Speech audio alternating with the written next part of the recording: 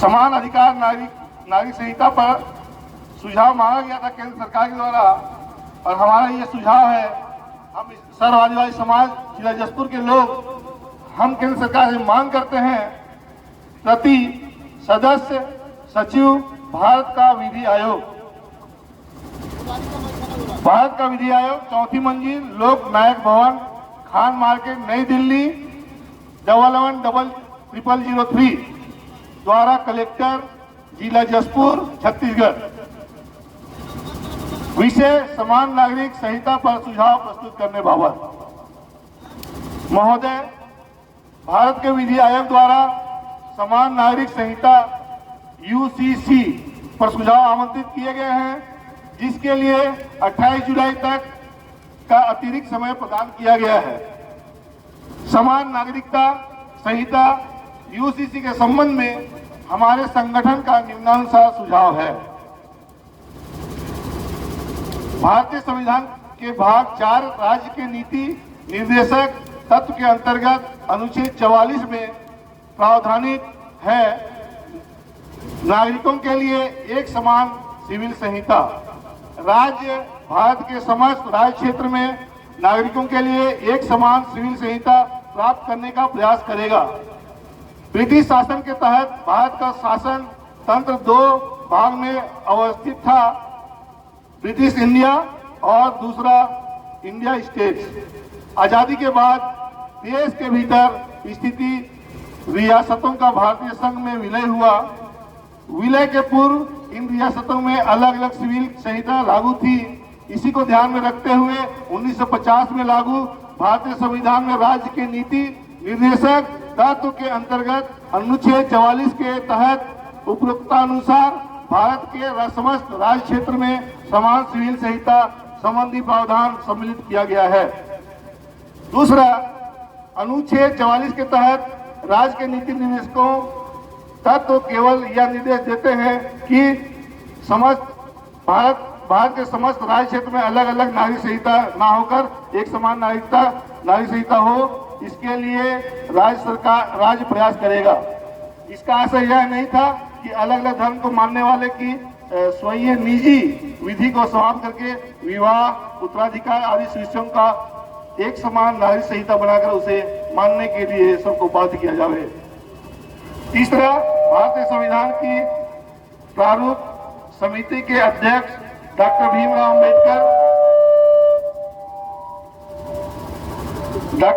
अंबेडकर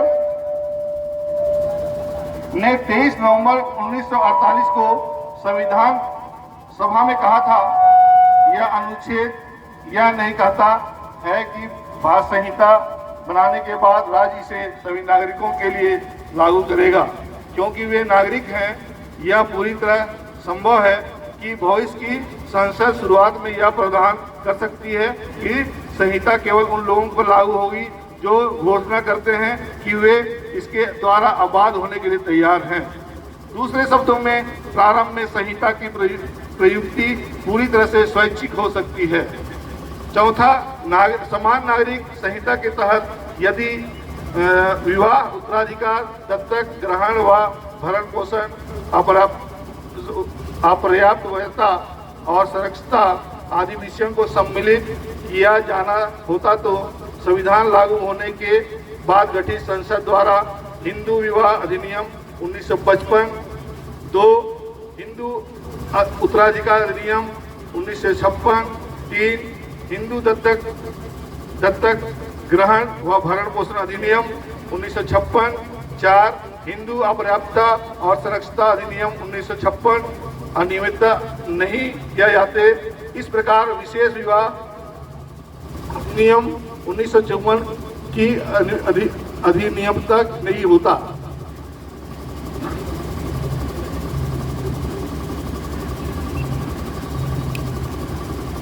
पांचवा, भारत देश में रहने वाले आदिवासियों को संविधान अनुच्छेद 342 के तहत अनुसूचित जनजाति के अंतर्गत रखा गया है। अनुसूचित जनजाति के व्यक्ति अपने प्रथागत कानून से शासित होते हैं।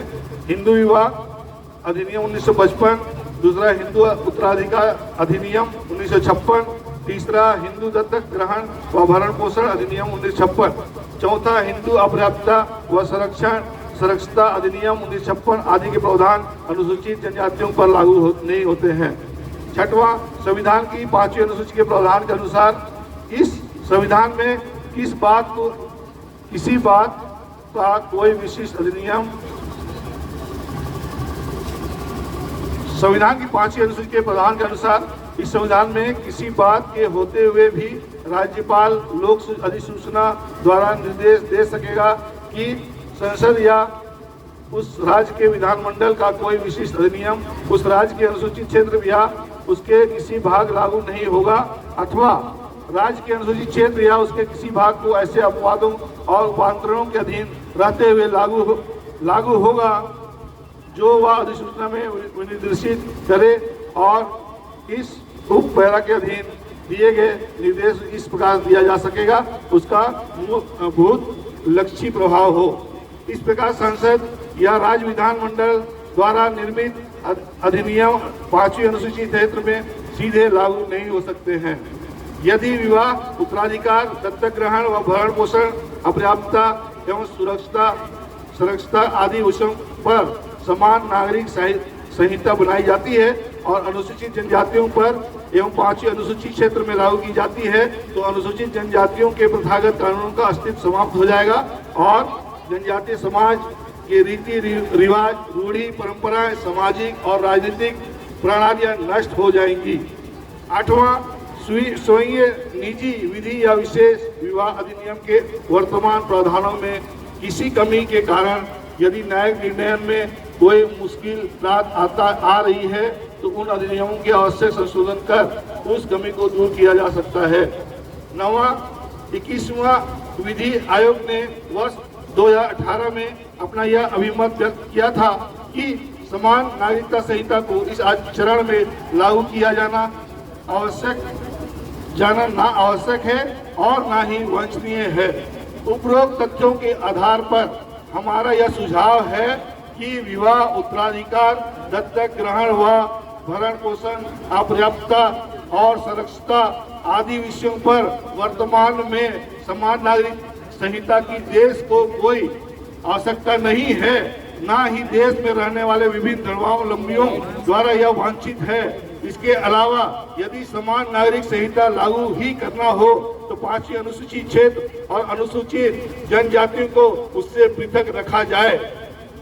सर्व आदिवासी समाज, जिला जशपुर। धन्यवाद।